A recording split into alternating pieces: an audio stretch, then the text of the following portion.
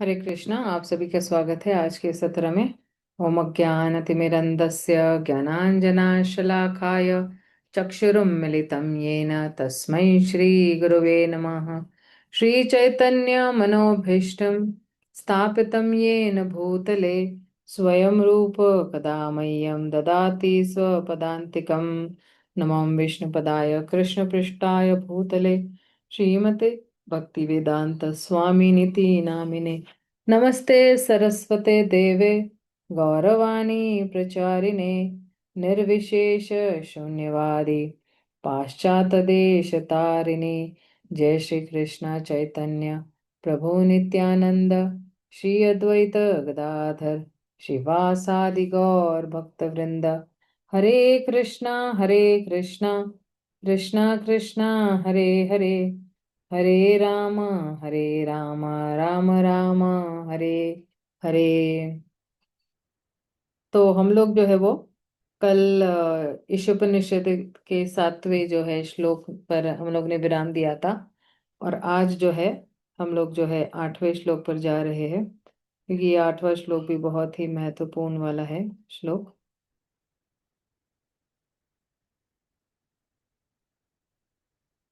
हम्म।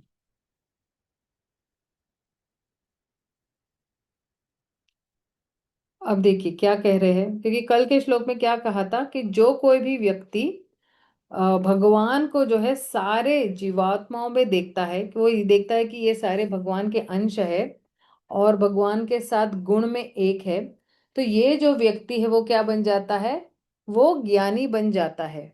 फिर उसके लिए जो है माया या फिर जो एंजाइटी है वो नहीं रहती है। और आगे क्या कह रहे हैं, 8वें श्लोक में यहाँ पे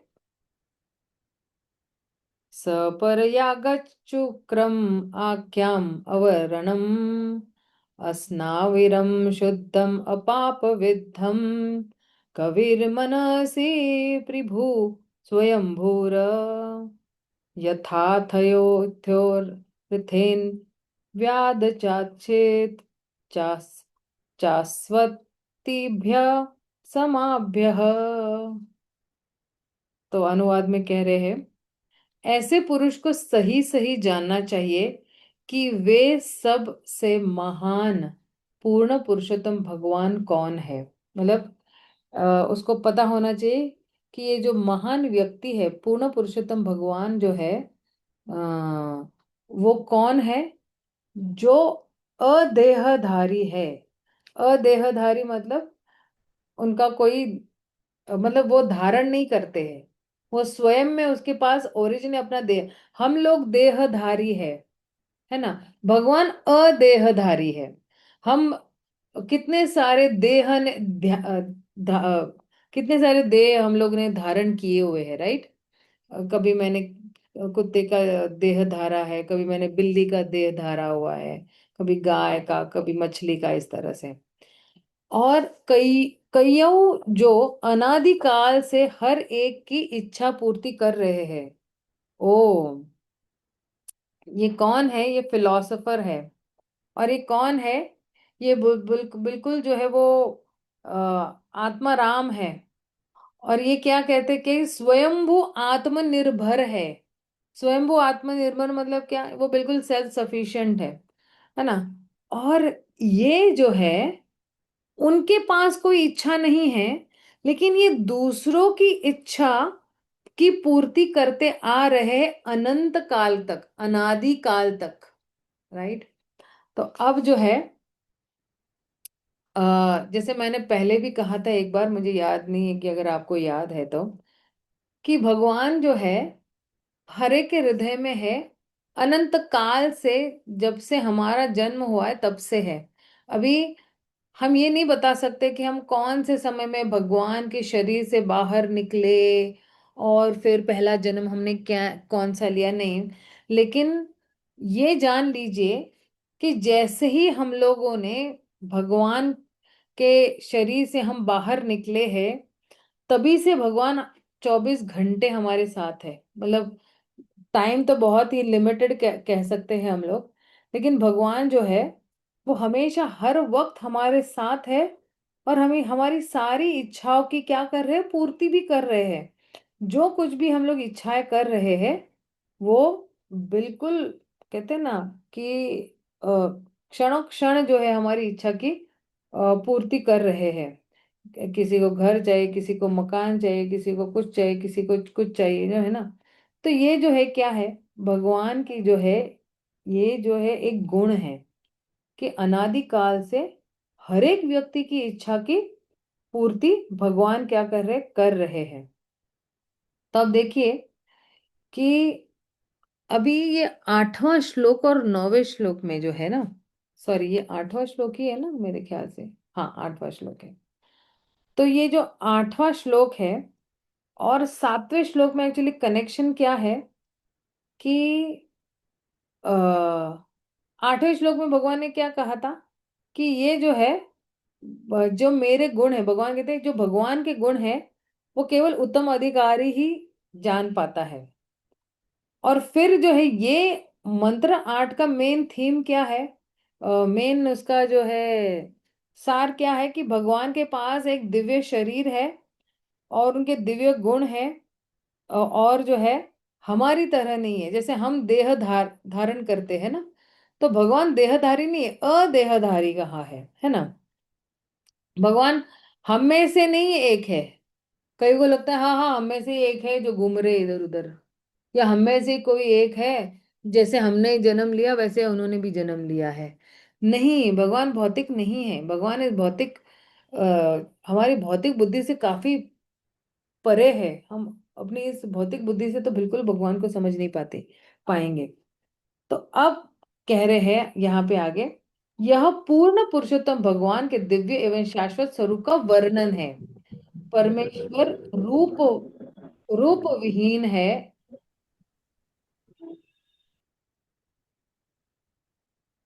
परमेश्वर रूप विहीन है, सॉरी, परमेश्वर रूप विहीन यानी निराकार नहीं है।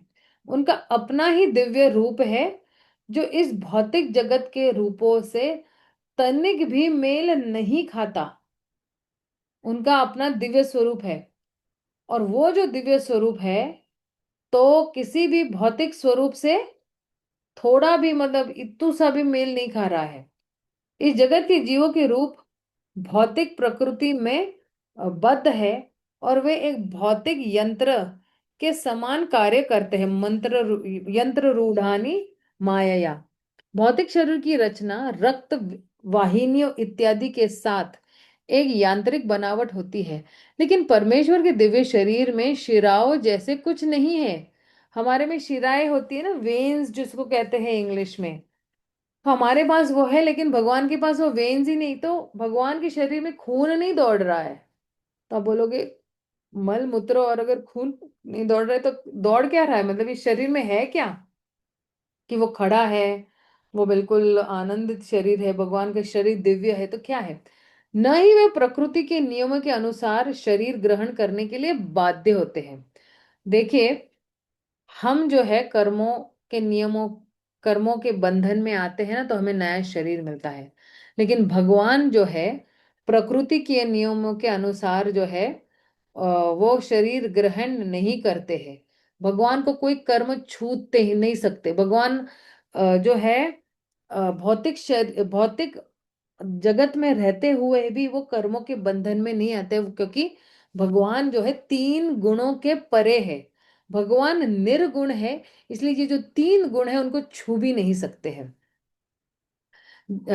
हम बाध्य होते हैं कि मैंने अगर ये कर्म किया है, लेकिन जो है उसको क्या कहते हैं, सकाम कर्मों में आ जाता है।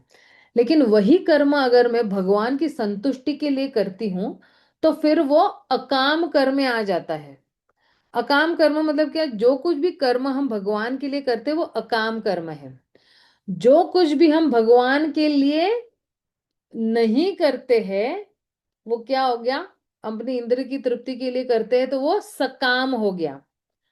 और जो कुछ भी कर्म हम वो कर्म करते हैं जहां पे दूसरों की हानि होती है, दूसरों को दुख और दर्द पहुंचता है, तो उसको कहते हैं विकर्म।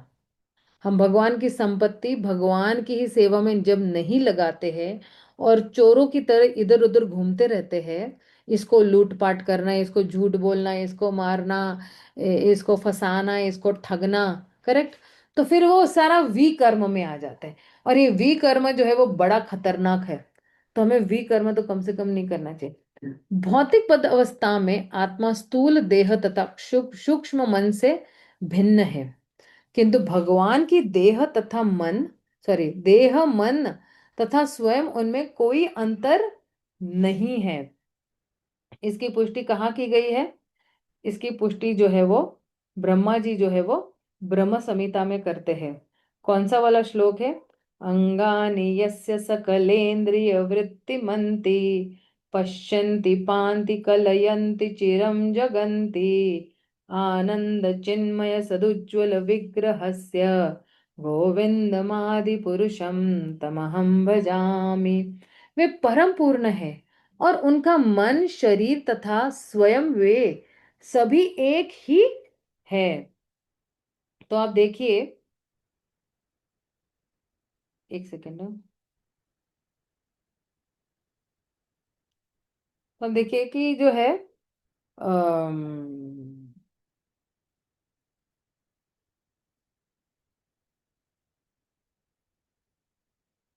हम्म, यहाँ पे क्या कह रहे हैं, ये जो भगवान का जो देह है ना, देह मन तथा स्वयं उनमें कोई अंतर नहीं है। तो भगवान के एक एक जो अंग है वो क्या है? दिव्य है। ओके। और जो है वो जितने भी अंग है ना, बाकी सारे दूसरे अंग के भी कार्य कर सकते हैं। जैसे भगवान अपने हाथों से दौड़ भी सकते हैं, भगवान अपने हाथों से सुन भी सकते हैं। मतलब प्रत्येक अंग जो है बाकी सभी अंगों का जो कार्य कर सकता है। आप सोच सकते हो कि एक हाथ जो है पूरे शरीर का काम कर सकता है, दौड़ सकता है, खा सकता है, सुन सकता है, सो सकता है, बोल सकता है, सूंघ सकता है। ये एक केवल हाथ ऐसा कर सकता है। वैसे ही अगर नाक को ले लो, तो नाक जो है वो दौड़ भी सकती है भगवान की। आप बोलोगे नाक कैसे दौड़ती है भाई? यहाँ पे हमारी, मतलब मेरी बुद्धि सीमित है, इसलिए मैं सोच ही नहीं सकती कि अरे भगवान की नाक कैसे दौड़ सकती है, या भगवान की नाक जो है भोजन कैसे खा सकती है, भगवान की नाक बोल कैसे सकती है। तो कहते हैं कि फुल फ्लेज्ड फंक्शन में है ना भगवान के सारे। और ये जो है भगवान जो है देखते भी है इस पूरी सृष्टि को, उसका पालन भी कर रहे हैं, और फिर अपने शरीर से जो है वो अनंत कोटि ब्रह्मांड का भी निर्माण कर रहा है। और अनंत कोटि ब्रह्मांड निर्माण करके जो है उन्होंने दो चीजें भी निर्माण की, एक है आध्यात्मिक जगत और एक है भौतिक जगत। अगर आप देखोगे, भौतिक जगत आध्यात्मिक जगत का एक चौथाई, एक पाद विभूति है। तो आध्यात्मिक जगत क्या है? भगवान की त्रिपाद विभूति है, थ्री फोर्थ ऑपुलेंस है भगवान का। तो सोचिए, आध्यात्मिक जगत में हमसे तीन चौथाई गुना लोग हैं वहां पे मौजूद, और यहाँ पे हम एक चौथाई है। तो क्या कैसे? और ये तो आपको अभी हम लोगों को तो कैसे ना, केवल ये पृथ्वी का ही पता है, पृथ्वी में पूरा भी नहीं पता है, अपने शहर का भी नहीं पता है, हमें अपनी शहर की कितने लोग रह रहे ये भी नहीं पता है। शहर छोड़ो, अपने मोहल्ले में कितने लोग रह रहे ये भी नहीं पता। मोहल्ला भी छोड़ो, हमारे बिल्डिंग में कितने टोटल लोग रह रहे ये भी हमें नहीं पता है। मुझे भी तो एटलीस्ट मुझे नहीं पता है, ठीक है। तो सोचिए, अनंत कोटि जीवात्माएं जो है यहाँ पे एक पाद विभूति में जो है मौजूद है, और भगवान उन सभी के जो है वो दाता है, या भगवान है, या उनका उनके साथ संबंध है। तो इस तरह से जो है भगवान जो है परम पूर्ण है, और उनका मन, शरीर तथा स्वयं वे सभी एक ही है ना। मन से दौड़ भी सकते हैं, कहीं भी दौड़ेंगे। जैसे कोई भी भक्त पुकारे तो तुरंत ही वहां पे पहुंच जाएंगे, है ना। ये भगवान की विशेषता है। अभी मुझे अगर यहाँ से मुझे अगर वृंदावन जाना है तो क्या मैं, ऑफ कोर्स मन से तो पहुंच सकते, क्योंकि वृंदावन तो इलास्टिक की तरह है, जैसा खींचोगे खींच के चला आएगा। लेकिन क्या मुझे अगर वास्तव में मेरा शरीर को ट्रैवल करवाना है, तो शरीर से तो मैं नहीं ट्राई, लेकिन भगवान जो है मन की गति से सीधा उस जगह पे पहुंच जाते हैं अपने शरीर के साथ। जैसे उदाहरण अर्थ आए ना गजेंद्र को मदद करने के लिए, द्रौपदी के लिए तो कैसे आए, साड़ी के रूप में आए भगवान तुरंत ही।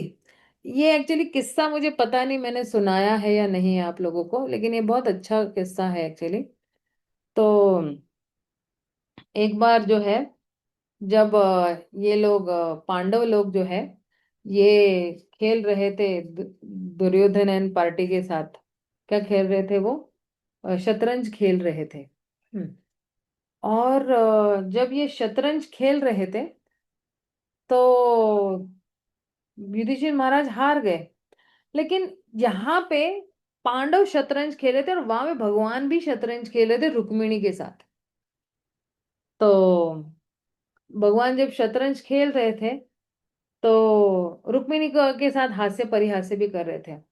और इतने में वो सीन आ जाता है जहाँ पे जो है दुशासन जो है द्रौपदी माता को खींच के लेके आता है, और वो सब ना सीन हो रहा है, आपको आप सबको पता है, मैं बहुत डिटेल में नहीं जाऊंगी। तो भगवान जो है यहाँ पे द्वारिका में बैठे बैठे जो है वो रुक्मिणी को कह रहे, मेरा एक भक्त है ना बहुत मुसीबत में है। तो रुक्मिणी माता कहती है कि अरे आप यहाँ पे क्या कर रहे हो, आपको तो वहां होना चाहिए, जाओ अपने भक्त को बचाओ। बोले नहीं, अभी तक उसने मुझे पुकारा नहीं है, कैसे जाऊंगा मैं, है ना। तो रुक्मिणी माता कहती अरे आप तो आपके ये तो आपके भक्त है ना, आपको तो बिना पुकारे ही जाना चाहिए। लेकिन नहीं ना, उसने मुझे पुकारने से, भगवान का कैसा है, भगवान एक हमें स्वतंत्रता देते हैं।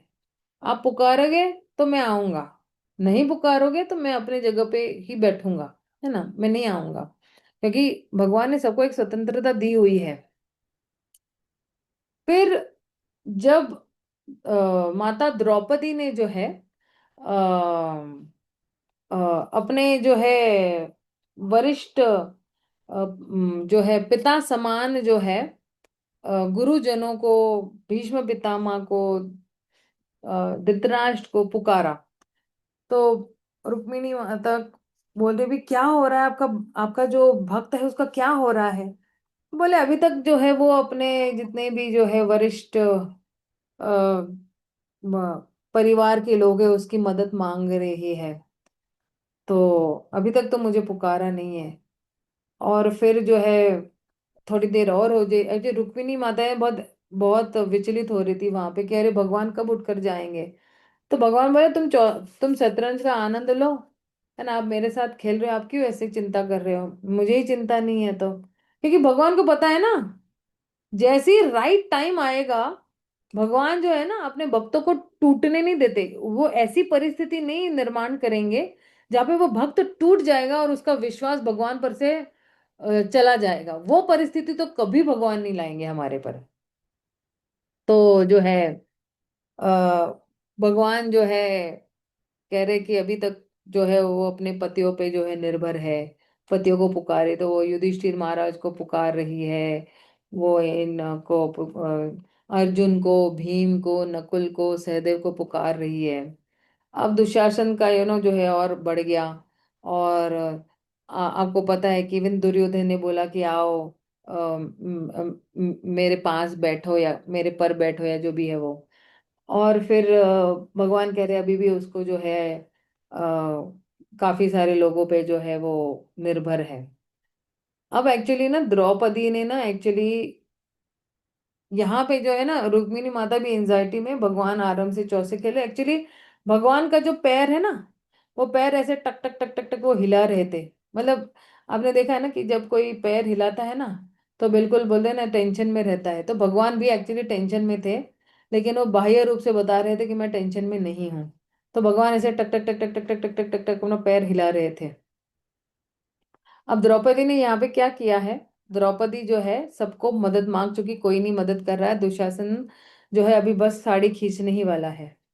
तो द्रौपदी ने जो है अपनी साड़ी क्या किया हुआ है, जो है वो बचाने की कोशिश कर रही है। और फिर भी जो है वो जो है वो बचा नहीं पा रही। फिर अब उसको पता चला कि कोई मुझे मदद नहीं कर सकता, लेकिन सिर्फ एक ही व्यक्ति जो है वो मदद करने आ सकते हैं, वो है कृष्णा। तो उसने जो है साड़ी का सहारा लेकर जो है, अभी भी दांतों में एक्चुअली उसने डाली हुई है, और भगवान को एक हाथ से पुकार रही, एक हाथ से साड़ी को पकड़े हुए है और एक हाथ से भगवान को पुकार रही है, लेकिन भगवान फिर भी नहीं आ रहे। यहाँ पे जो है रुक्मिणी माता बोली अभी क्या हो रहा है, तो बोले कि अभी तक जो है उसने मुझे पुकारा नहीं है, तो मैं कैसे जाऊं बिना आमंत्रण दिए, मैं कैसे जा सकता हूं अपने भक्त को मिलने के लिए। लेकिन जब माता द्रौपदी ने जो है दोनों हाथ ऊपर उठाए, साड़ी नीचे गिर गई उसकी, और दोनों हाथ ऊपर जब उठाए और जब पुकारा हे गोविंद हे गोपाल जो है, तब उसने करुणा भई, और जब उसके आंखों से निस्सहाय रूप से जो है वो अश्रु गिर रहे थे, वो भगवान के लिए एक्सप्रेस हाईवे बन गया वो मार्ग। भगवान तत्क्षण वहीं पर आते हैं और अपना विस्तार साड़ी के रूप में करते हैं और उसको बचाते हैं। और आप यकीन नहीं मानोगे, जब भगवान द्वारका से आए हस्तिनापुर, भगवान ने पैरों में मोजड़ी भी नहीं पहनी, उतने तक का भी भगवान ने विलंब नहीं किया। अभी मोजड़ी पहनने में कितना टाइम लगता है, 1 सेकंड 2 सेकंड भी नहीं लगते हैं, भगवान ने वो भी नहीं किया। भगवान नंगे पैर आए अपने भक्त को बचाने के लिए। तो सी ये ना एक्चुअली हम गर्व के साथ क्यों कहते हैं ना, ये सब सारी बातें जब भगवान की कुछ बातें होती है ना, बड़ी गर्व से हम क्यों कहते हैं कि देखिए हमारे स्वामी कितने महान है। और ये जो है, कोई और दुनिया का कोई स्वामी ऐसा नहीं कर सकता है, कोई देवी देवता ऐसा कार्य नहीं कर सकता है कि तत्क्षण आके उसी वक्त उसी सेकंड, सेकंड भी नहीं, नैनो सेकंड, सेकंड 0.0001, उतने क्षण में भगवान आ गए और बिल्कुल द्रौपदी की लाज बचाई।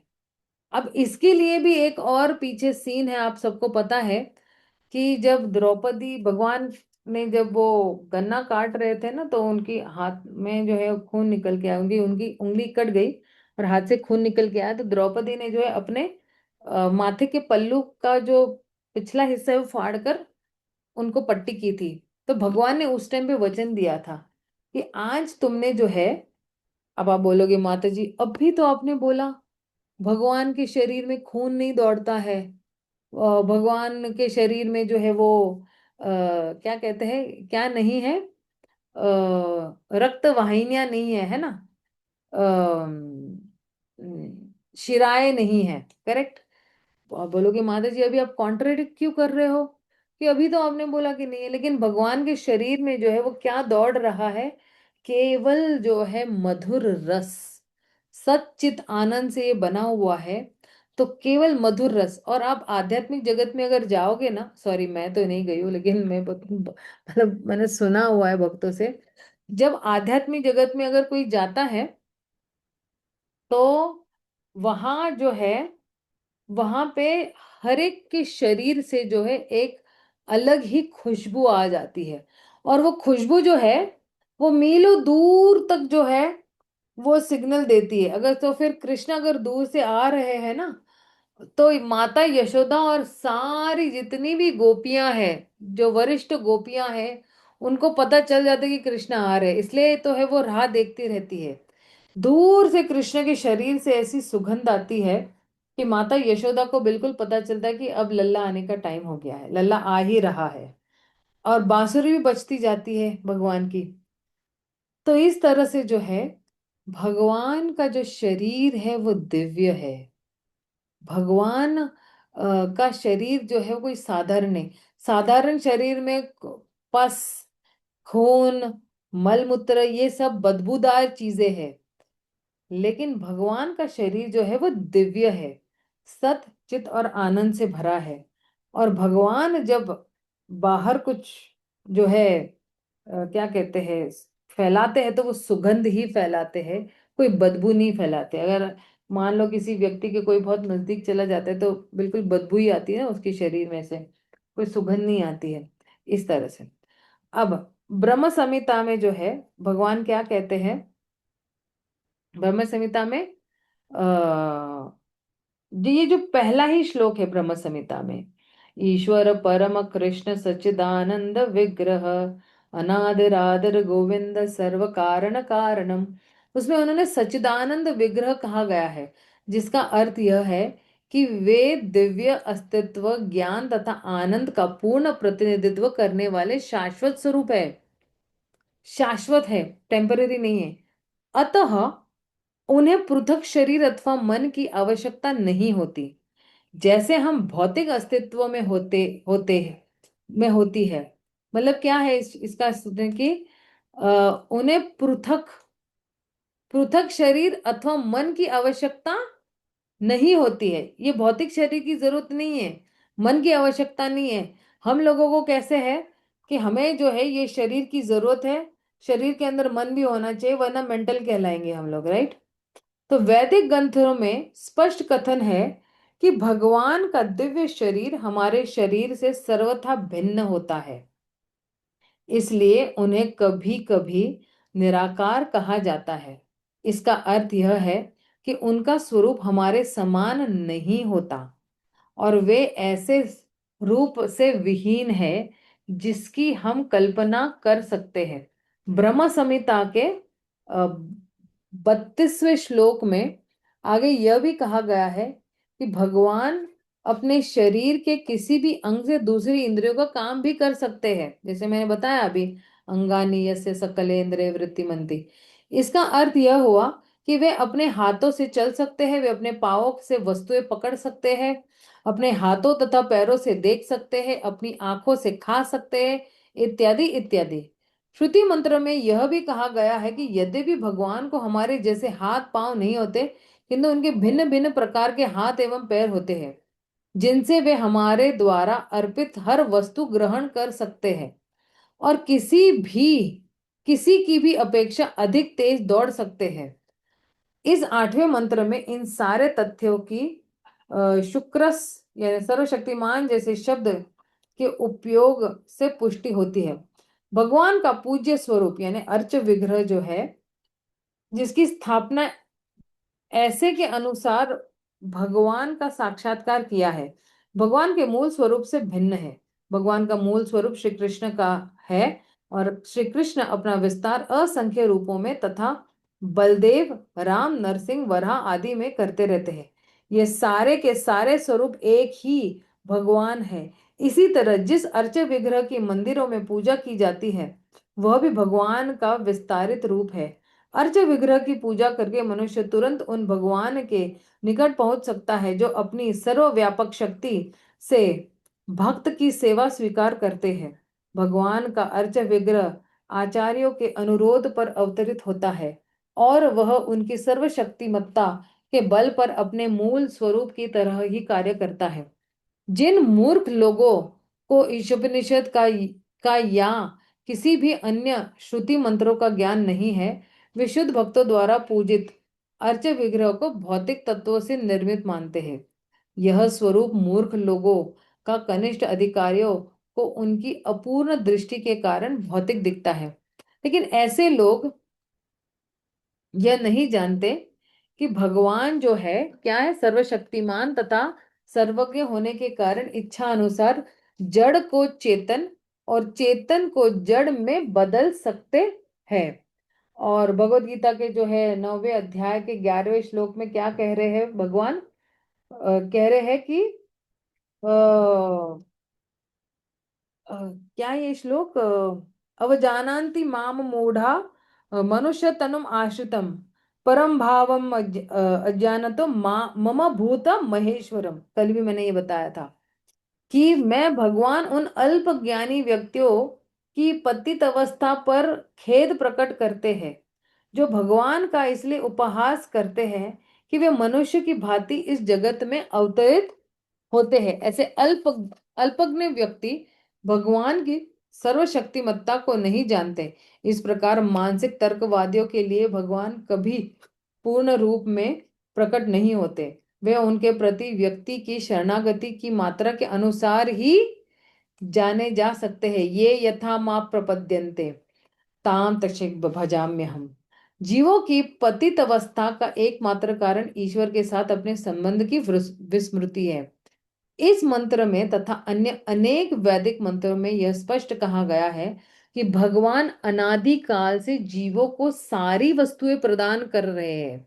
ये नहीं कह रहे कि देखो देखो तुम मेरे पास नहीं आ रहे हो, मैं तुम्हें ये नहीं दूंगा, जब तक तुम मेरे पास नहीं आओगे तब तक मैं तुम्हें नहीं दूंगा। कभी कभी ऐसे नहीं लोग ब्लैकमेल करते, भगवान ब्लैकमेल नहीं करते हैं, है ना। भगवान जो है मौके का फायदा, मौका परस्त व्यक्ति नहीं है, मौके का फायदा नहीं उठेंगे। चलो चलो इसको ना बहुत दुख दे देता हूँ तभी ये मेरे को सरेंडर होगा या कभी मुझे शरणागत होगा। भगवान ऐसे नहीं करते हैं। बोलते हैं ना जबरदस्ती वाला प्रेम नहीं करते, प्रेम नहीं चाहते भगवान हमसे। जीव जो वस्तु चाहता है भगवान उसी उस जीव की योग्यता के अनुपात से उसे प्रदान करते हैं। यदि कोई मनुष्य उच्च न्यायालय का न्यायाधीश बनना चाहता है तो उसे न केवल ही सहमति भी प्राप्त करनी होगी, सॉरी, उच्च न्यायालय न्यायालय का न्यायाधीश बनना चाहता है तो उसे न केवल की सहमति भी प्राप्त करनी होगी, कुछ तो मिसिंग है इसके अंदर।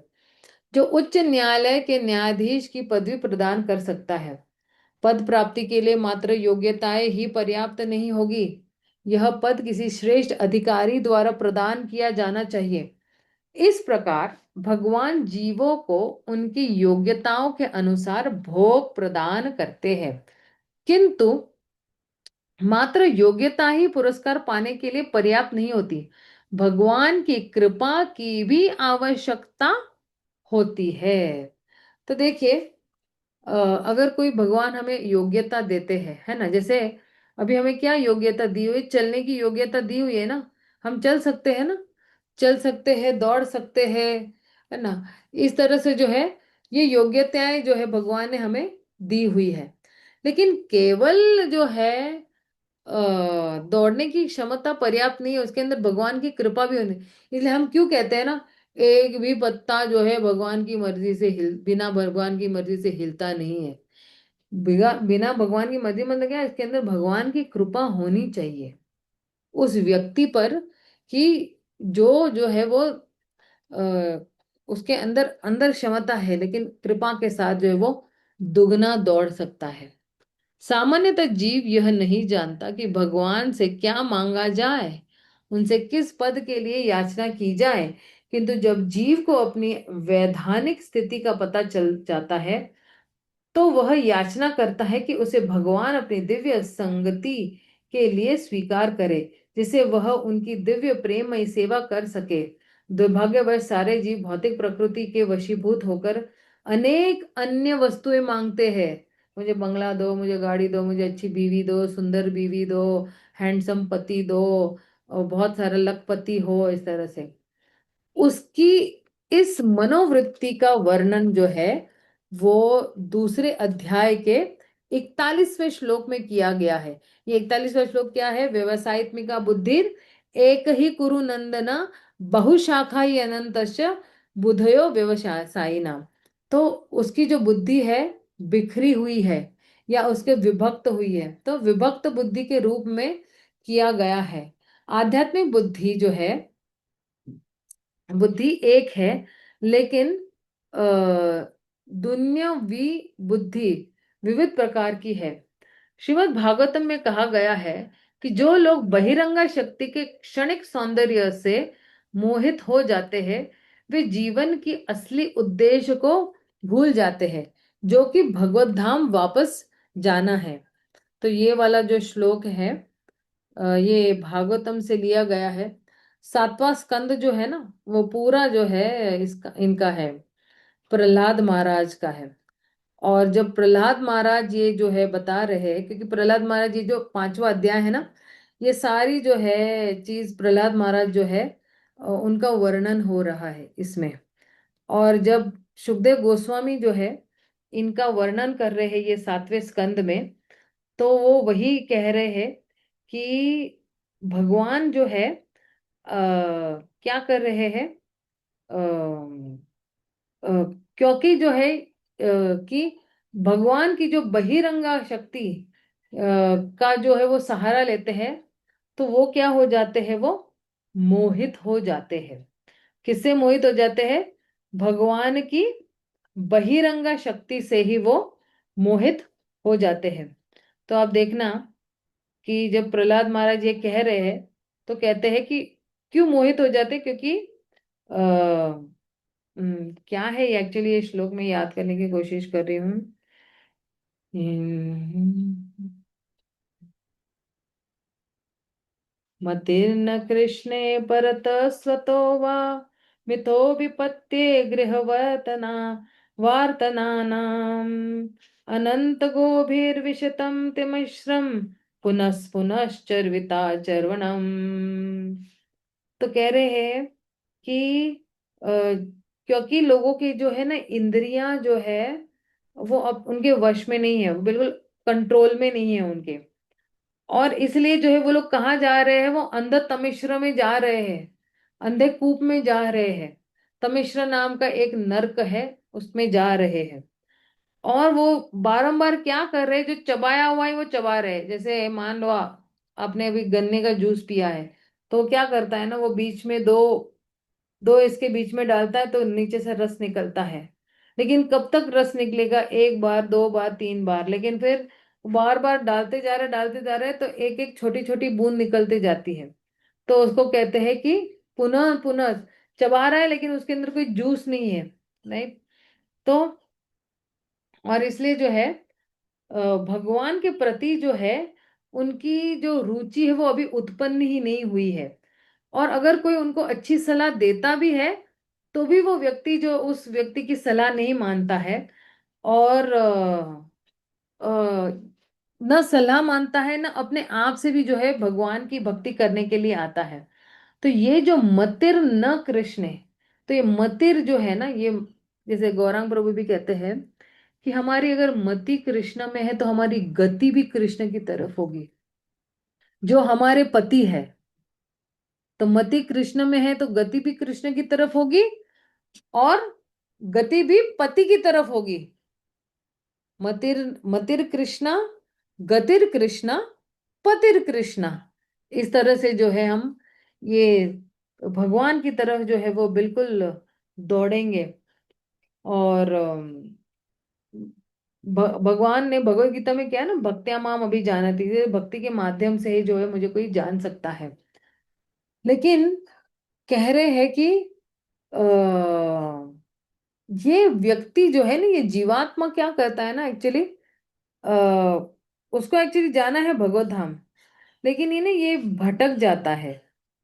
जो माया के जाल में जो तीन गुण में ना, ये काफी हद तक जो है अ, भटक जाता है। इसलिए देखिए ना 31वें श्लोक में ना, 7वें अध्याय के 5वें इसमें जो है वो कह रहे हैं कि न ते विधु स्व, क्या था वो, न ते विधु स्वार्थ गति ही विष्णु दुराशया ये, दुराशया दुराशया ये बहिर्थ मानिना अंध यथांधेर उपनीयमानास् ते पिशा तत्रम उरुदाम निबद्धः। तो उस श्लोक में एक्चुअली क्या कह रहे हैं ना, कि जो लोग जो है बहुत इंद्र तृप्ति में लिप्त है, और जो है उन्होंने एक्चुअली ऐसे गुरु या ऐसे लीडर को जो है कि जो खुद भी अंधे हैं और दूसरों को भी जो है अंधा कर देता है। क्योंकि जो जो अंधे गुरु को स्वीकार करता है, तो वो अंधा गुरु, उसकी आसक्ति किस में है, उसकी आसक्ति जो है वो बाह्य विषय वस्तुओं में है। और इसलिए ये व्यक्ति जो है ना, ये गुरु जो है, वो जीवन का असली उद्देश्य समझता ही नहीं है कि मुझे जो है भगवत धाम वापस जाना है और भगवान की सेवा करना है वहां पे जाके। तो कहते हैं ना, अंधे अंधे को ने लाठी नहीं दिखा सकता है, राइट। और नहीं तो अगर दोनों एक दूसरे को रास्ता दिखाएंगे तो दोनों क्या है, गड्ढे में गिरने वाले हैं। गड्ढे में गिरना मतलब क्या, कि दोनों आसक्त हो जाएंगे भौतिक चीजों से। और फिर जो है एक व्यक्ति आसक्त है तो दूसरा भी आसक्त रह ही जाएगा। और फिर इस तरह से जो है वो तीन गुणों की कठपुतली ही बन के रह जाता है। और बारंबार जो है ये जन्म मृत्यु के चक्कर में क्या करता है, वो लिप्त होते रहता है। और आदि दैविक, आदि भौतिक, आदि आध्यात्मिक, ये क्लेशों में ये क्या कर रहा है, जूझते ही रहता है। तो अ, इसे भूलकर मनुष्य अनेक योजनाओं तथा कार्यक्रम द्वारा संतुलन लाना चाहता है, लेकिन यह तो चबाए हुए को फिर से चबाने की भांति है। फिर भी भगवान इतने कृपालु है कि वे भुलक्कड़ जीव को बिना किसी अवरोध के किसी तरह आगे चलने देते हैं।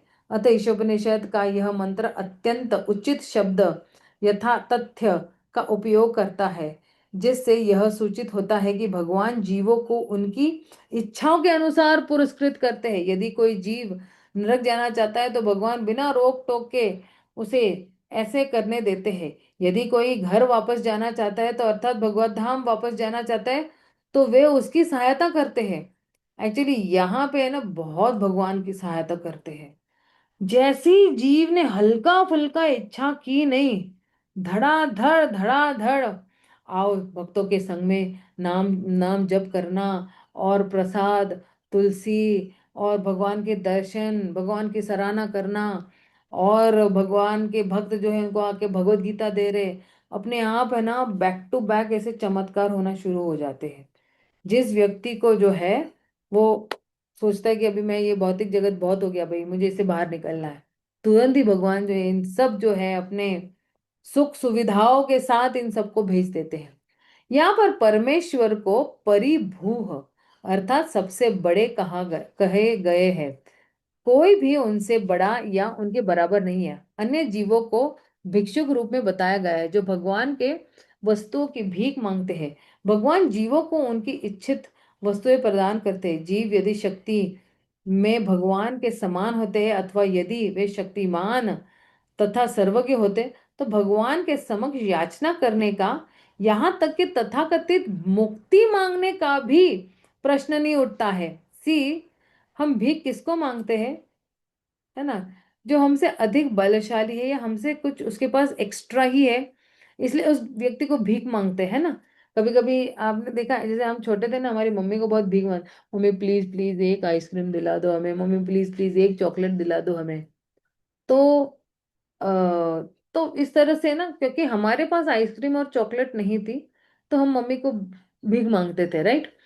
तो उसी तरह ये जो ज्ञान योगी है, ध्यान योगी है, ये जो है ब्रह्मवादी लोग हैं, ये क्या करते हैं ना, ये मुक्ति मांगते हैं भगवान को। तो भाई अगर दोनों एक है, क्योंकि देखिए ना मायावादी लोग क्या कहते हैं, हम ही भगवान है। तो अगर आप भगवान हो, आज सुबह की चैतन्य चेतावनी क्लास में हम लोग ने यही चर्चा की, राइट, कि ये जितने भी मायावादी सन्यासी है ये सबसे बड़े अपराधी है भगवान के। बड़े अपराधी है, क्यों? क्योंकि वो अपने आप को भगवान मान बैठते हैं। वो कहते हैं हम ही भगवान है, इसलिए ये अपराधी है। इसलिए मायावादी भाष्य सुनिले सर्व होय सर्वनाश। हम किस व्यक्ति से कथा सुनते हैं, हम किस व्यक्ति से श्रवणम करते हैं, वो बहुत मायने रखता है। वरना एक दूध भी बिल्कुल साफ सुथरा दिखता है, लेकिन उस दूध में सर्प सर्प ने अपनी जीभ जो है वो डाल दी, मतलब वो पूरा दूध क्या बन गया है, जहर बन गया है।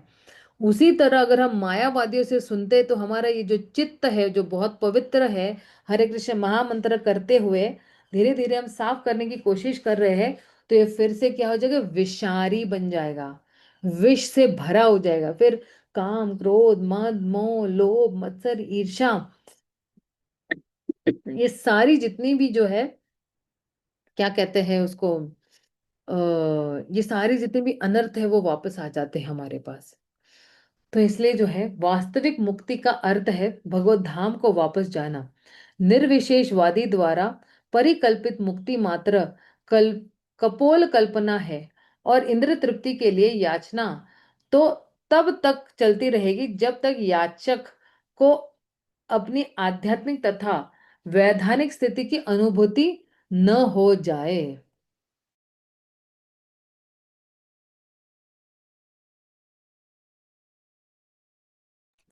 सॉरी, ये जरा इस पे चला गया, म्यूट पे चला गया।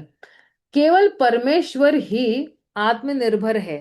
5,000 वर्ष पूर्व जब भगवान कृष्ण इस पृथ्वी पर प्रकट हुए तो उन्होंने अपने विभिन्न कलापों द्वारा भगवान की पूर्ण अभिव्यक्ति प्रदर्शित की।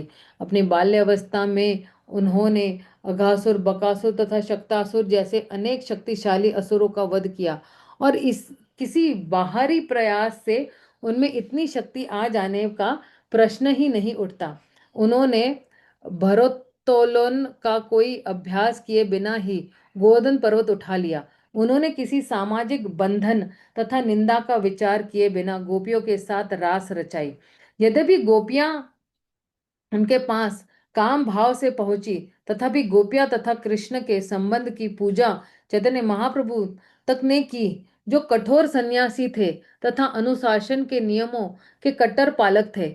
श्री ईशोपनिषद में भी इस बात की पुष्टि करने के लिए कि भगवान सदैव शुद्ध और अदूषित है, उन्हें शुद्धम अर्थात शुद्ध तथा अपा अपाप विद्धुष अर्थात पापों से मुक्त करने वाले कहकर वर्णित किया गया है।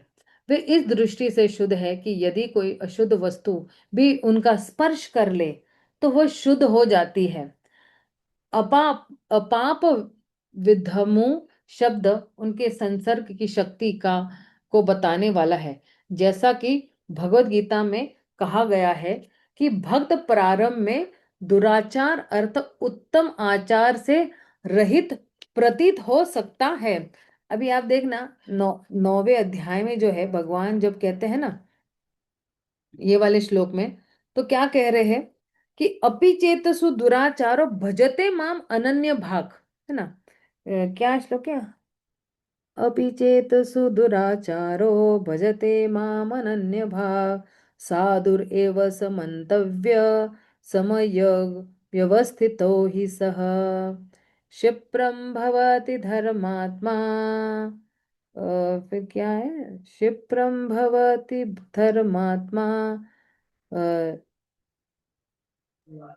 शश्वत् शांतिं निगच्छति कौन्तेय प्रणिजानीति न मे भक्त्या प्रणश्यति। तो अब देखिए इसमें क्या क्या कि भक्त प्रारंभ में सुदुराचार अर्थात उत्तम आचार से रहित प्रतीत हो सकता है, लेकिन उसे शुद्ध मानना ही होगा क्योंकि वह सही मार्ग पर है। अब अगर कोई दुराचार करे ना, कोई घोटाले करते हैं, कोई ये करते हैं भक्त लोग जो है ना, तो एक्चुअली हमें क्या करना है, हमें एक्चुअली उनसे तो दूर ही, लेकिन उनको ऐसे ही मानना कि भाई कम से कम पवित्र मार्ग पर है। लोग बदलते हैं ना। 5 साल पहले अगर कोई था व्यक्ति वैसा नहीं है। अगर हम ही देखो ना, अपने आप को ही देखो कि 5 साल पहले मैं क्या थी और मैं 5 साल के बाद अब क्या हूं। तो परिवर्तित जो हो जाते हैं, बदलते हैं लोग, अपने विचार भी बदलते हैं, और जैसे जैसे रोज निरंतर हरे कृष्ण महामंत्र करते जाते हैं तो उनकी चेतना धीरे धीरे शुद्ध होते जाती है। और इसीलिए जो है हमें पता होना चाहिए कि अंततोगत्वा इनकी जो गति है वो धीरे धीरे ये शुद्ध होने ही वाले और भगवान के पास जाने ही वाले। इसलिए हम उन व्यक्ति से घृणा नहीं करते हैं, हालांकि दूरी बना के रखते हैं, लेकिन हम घृणा नहीं करते। देखिए एक होता है कि हम किसी से इसलिए बात नहीं करते हैं क्योंकि हमें उस व्यक्ति के प्रभाव में नहीं आना है, राइट। लेकिन जो है हम एक्चुअली उस व्यक्ति को क्या करते हैं, हम व्यक्ति को सम्मान देते हैं क्योंकि वो सही मार्ग पे आज नहीं तो कल वो शुद्ध भक्त बनेगा ही बनेगा, क्योंकि वो सही रास्ते पे चला चला है, राइट। क्योंकि वह सही मार्ग पर है। यह भगवान की संगति की अपाप विद विद विद विदधसु प्रकृति के कारण है। भगवान अपाप विद्मव इसलिए भी है क्योंकि पाप उन्हें छू भी नहीं सकता। यदि वे इस तरह के कार्य भी करे जो पाप पूर्ण प्रतीत होते हैं तो भी ऐसे कर्म शुभ होते हैं, क्योंकि पाप द्वारा उनके प्रभावित होने का प्रश्न नहीं उठता। अभी जितने भी असुर को मारा है उन्होंने बाह्य रूप से लगेगा कि पाप किया हुआ है। जैसे अरिष्टासुर को जब मारा था तो सारी गोपियों ने बोला ना, अरे अरे तुम जो है तुमने जो है एक जो है गाय की हत्या की हुई है, बैल की हत्या की हुई है और तुम्हें स्नान करना पड़ेगा। बाह्य रूप से लगता हो कि भगवान ने गाय का वध किया, लेकिन अरिष्टासुर जो है वो गाय के भेष में असुर था, ठीक है। चूंकि वह सभी परिस्थितियों में शुद्धम अर्थात सर्वाधिक शुद्ध है, अतएव उनकी तुलना बहुधा सूर्य से की जाती है। सूर्य पृथ्वी के अनेक अस्पृश्य स्थानों से आर्द्रता निकाल लेता है, फिर भी वह शुद्ध बना रहता है। निसंदेह वह अपनी कीटाणु नाशक शक्ति से दुर्गंध वाली वस्तुओं को शुद्ध करता है। तो हम सर्वशक्तिमान भगवान की शुद्ध करने की शक्ति की कल्पना भी नहीं कर सकते हैं। तो बहुत ही एक्चुअली ये पावरफुल श्लोक है। और इसमें आप देखना ना, भगवान के गुणों के बारे में ही बताया गया है कि कैसे भगवान के पास जो है वो दिव्य स्वरूप है, या उनका रूप जो है वो दिव्य है, या भगवान सर्वव्यापी है। और भगवान जो बातें हैं तो अपने अर्च विग्रह के रूप में आते हैं, है ना। और भगवान जो है, भगवान के शरीर में या भगवान के आत्मा में और मन में कोई अंतर नहीं है।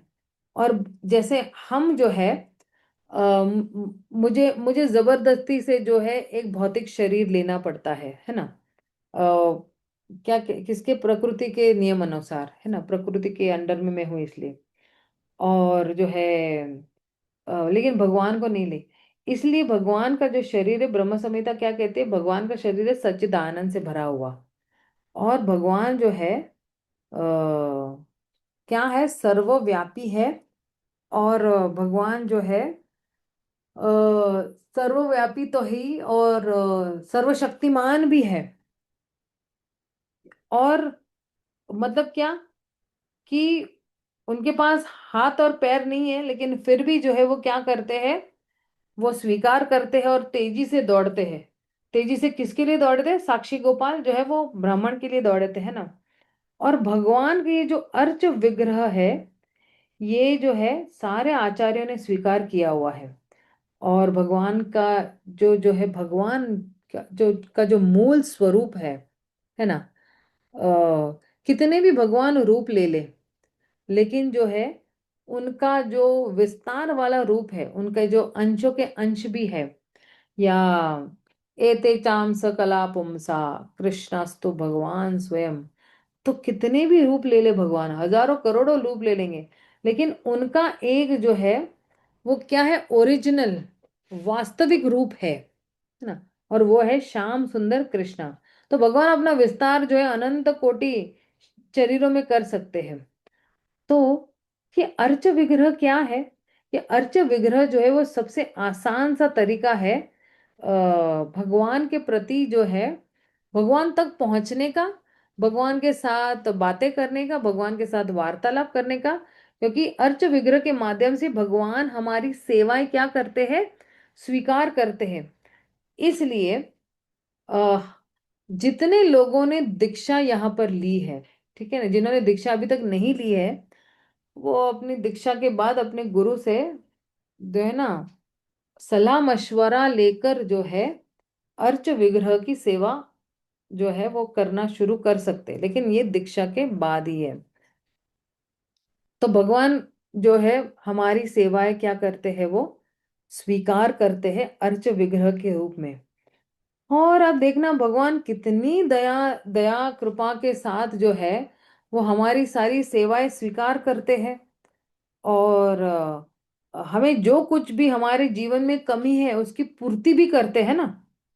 क्या क्या है वो श्लोक, 9वें अध्याय में ही है। अनन्यास चिंतयन्तो मां ये जना पर्युपासते तेषां नित्यभियुक्तानां योगक्षेमं वहाम्यहम्। तो योग मतलब क्या, योग मतलब यही है कि उसके पास जो नहीं है मैं जोड़ते जाता हूँ, योग मतलब जोड़ना ना। तो जो नहीं है उसकी पूर्ति करते जा रहा हूँ, लेकिन जो उसके पास है क्षेमम, तो मैं जो हूँ उसको संभाल के रखता हूँ। और इस तरह से जो हो मैं बहुत निजी रूप से इस भक्त की जो है उत्तरदायित्व लेता हूँ, रिस्पॉन्सिबिलिटी लेता हूँ, या जिम्मेदारी में लेता हूँ, है ना। और इसलिए तो वहां, वहां नहीं, वहां ही कहते हैं, है ना। और उनके उनके जो उनके पास जो भार है ना, उनके पास जो कंधे पे जो भार है वो मैं क्या करता हूँ, अपने कंधे पे डोलता हूँ, है ना। और जो कुछ भी उनका आध्यात्मिक हो या भौतिक जो कुछ भी हो, मेंटेनेंस जो है वो मैं खुद ही करता हूँ। इसलिए आप देखना कि जब भगवान कहते हैं ना योगक्षेमम वहाम्यहम, तो ये योगक्षेम, योग का मतलब क्या, कि कैसे एक भक्त जो है भगवान के निकट जा रहा है, या भगवान को भगवान कि भक्ति कर रहा है, उसको एक्चुअली क्या कहते हैं, वो वर्ड है actually, it's an approach word, but I want to translate it into Hindi and tell you, okay, just give me a minute.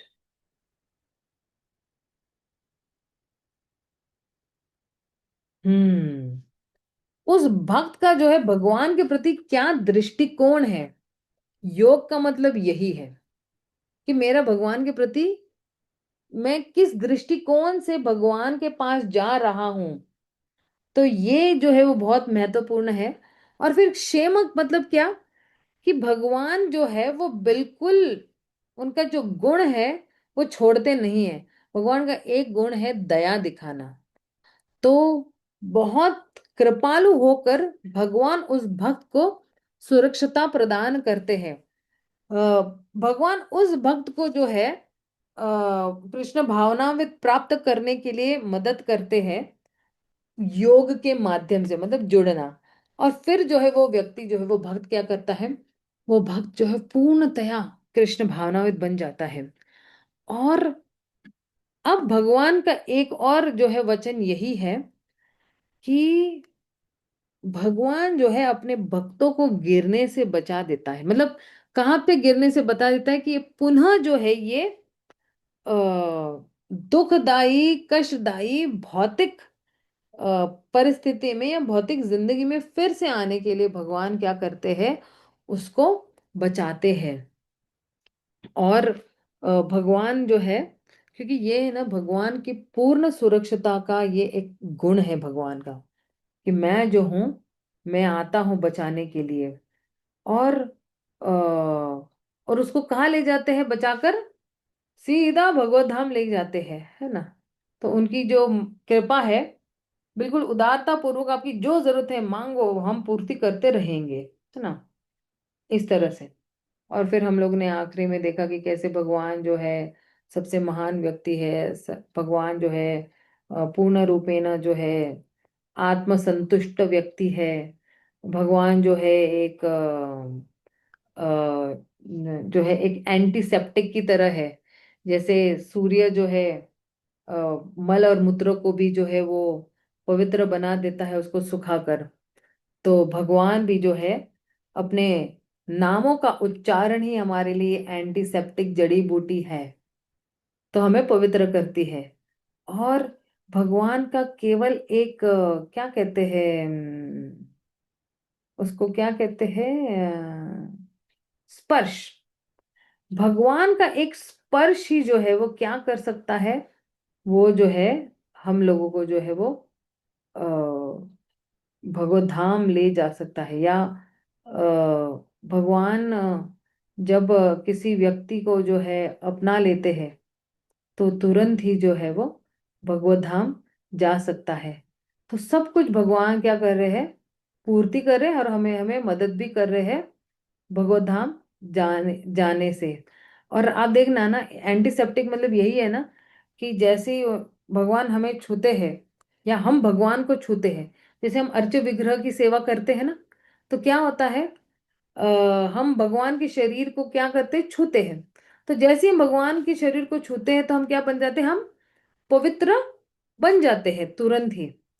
और जो है आ, और भगवान कहते हैं कि कोई दुराचार से दुराचार व्यक्ति है ना, अपि चेतसु दुराचारो भजते माम अनन्य भाग। तो कोई दुराचार व्यक्ति भी है और वो मेरा संग कर रहा है, मेरे भक्तों का संग कर रहा है, तो वो भी जो है सदाचारी बन जाएगा। और जो है भगवान को कोई भी जो है पाप छू नहीं सकता। ये आप देखना, इतना जो है फैंटास्टिक है कि अ, कौन भगवान की सराहना कर सकते हैं, है ना, सॉरी, कौन भगवान की सराहना नहीं कर सकते हैं।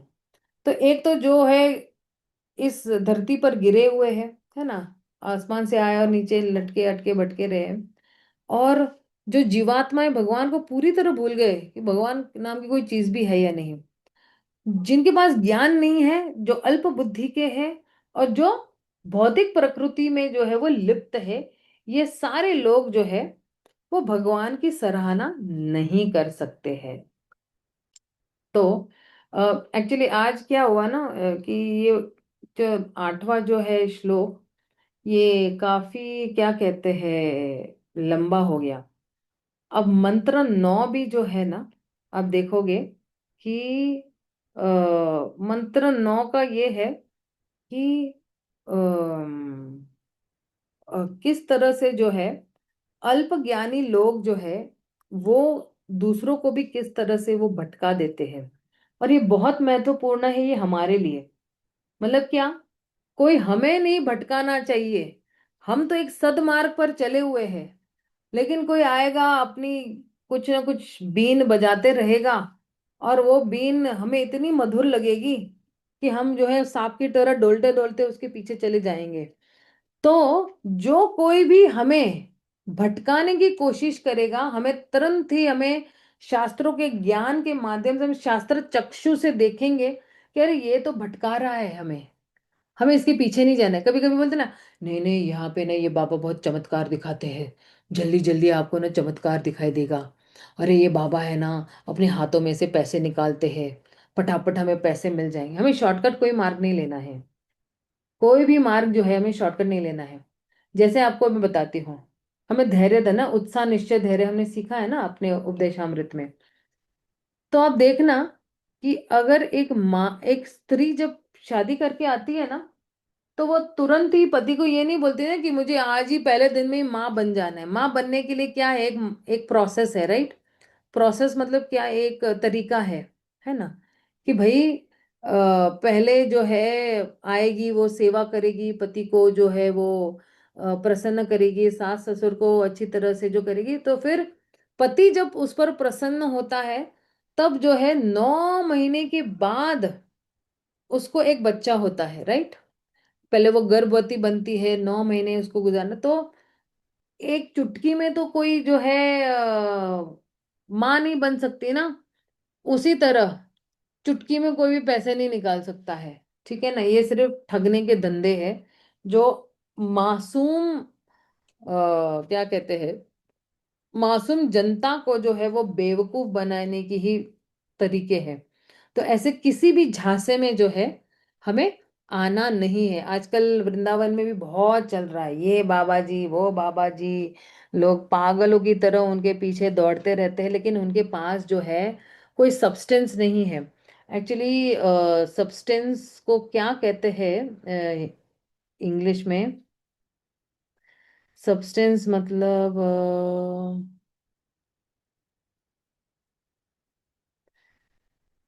गॉड, मेरा ट्रांसलेटर बेचारा। हम्म कोई जो है कोई पदार्थ नहीं रहता है उनमें, मतलब ना कुछ, मतलब खोखले रहते हैं, मतलब आप समझ, मतलब उनमें कोई तत्व नहीं रहता है। तो ये लोग जो है ना ये खोखले रहते हैं। ये बाबा वो बाबा आपको जो है आपका अपना रूप दिखा देंगे, आपको पैसे दिखा देंगे, हाथ में से सोना निकाल के दिखाएंगे, और ये सब है ना, ये सब खोखले हैं। उनके में कोई तत्व है नहीं, कोई जो है कोई अर्थ भी नहीं रहता है। क्योंकि ये लोग कैसे है ना कि अगर मैं प्रामाणिक गुरु ढूंढ रही हूं ना, तो मुझे एक प्रामाणिक गुरु ही मिलेगा। और अगर मैं ढोंगी गुरु ढूंढ रही हूं, मैं ऐसा गुरु ढूंढ रही जो मेरे इशारों पे नाचे, तो मुझे ढोंगी गुरु ही मिलेंगे। और ढोंगी गुरु, ढोंगी चेला, नरक में ठेलम ठेला। ये दोनों इस तरह से जो है, ये मुझे याद है, बहुत स्पष्ट याद है। जब हम लोग ना इस कॉन में जब आए थे, तो हमारे शिक्षा गुरु ने हमें बहुत चेताया, क्योंकि हम लोग ना पढ़े लिखे लोग थे। तो उनको ये था कि भाई पढ़े लिखे लोग है ना ऐसे किसी झांसे में न आए। और हालांकि हमारे एक्चुअली पूना, अपने पूना में ना ये सब बहुत इतना नहीं है। पूना में लोग ना दो दो लोगों को मानते हैं, एक है गणपति को और एक है माता रानी को, है ना। बहुत कम मात्रा में आप देखोगे कि ये कोई ये बाबा को मानता है, कोई वो बाबा को मानता है, इस तरह से जो है। वैसे वो भगवान गणपति को और माता रानी को ज्यादा मानते हैं, या ज्यादा करके शिव जी को भी मानते हैं, इस तरह से। तो हमें जो है किसी ऐसे शॉर्टकट, कहते हैं ना शॉर्टकट में हम जो है फटाफट आपको ये सब दे देंगे। हमें शॉर्टकट नहीं चाहिए, क्योंकि जो शॉर्टकट वाली चीजें हैं ना वो बहुत हानिकारक होती है। जैसे 2 मिनट्स मैगी, क्या कर देता है, आपकी सारी आंतड़ियों की जो है धज्जियां उड़ा देता है अंदर जाके। मैगी नूडल्स ये सारी धज्जियां उड़ा देता है आपकी शरीर की। तो ऐसे ही 2 मिनट वाले चमत्कारी बाबा जो है, वे हमारी जितनी भी चेतना है ना उसकी धज्जियां उड़ा देते हैं। जितना भी हमने अभी तक ग्रहण किया है वो पूरा बाष्पीभवन हो जाएगा, पूरा सिर से निकल जाएगा। क्योंकि इन लोगों का उद्देश्य जो है वो रियली जीवात्माओं को भगवान के पास, भगवान के भगवत धाम ले जाना है ही नहीं, अपना उल्लू सीधा करने के लिए इनका उद्देश्य रहता है। और इसलिए हम लोगों को ऐसे लोगों से बच के रहना है, तुरंत भागना है। देखिए, हम कब बच के रह सकते हैं ये भी मैं बता देती हूँ आपको। जब हम लोग ने शास्त्रों का अध्ययन बहुत अच्छी तरह से किया है ना, तो कोई भी हमें बेवकूफ नहीं बना सकता है, कोई भी हमें बेवकूफ नहीं बना सकता है। और इसलिए जो है हमें इन बाबाओं के चक्कर में नहीं आना है। तो हम यही विराम देते हैं, हम जो है अगले बुधवार को मिलते हैं। शिल प्रभुपाद की जय, गौर भक्त वृंद की जय, हरे कृष्णा हरि बोल। किसी का अगर कोई प्रश्न है तो आप पूछ सकते हो।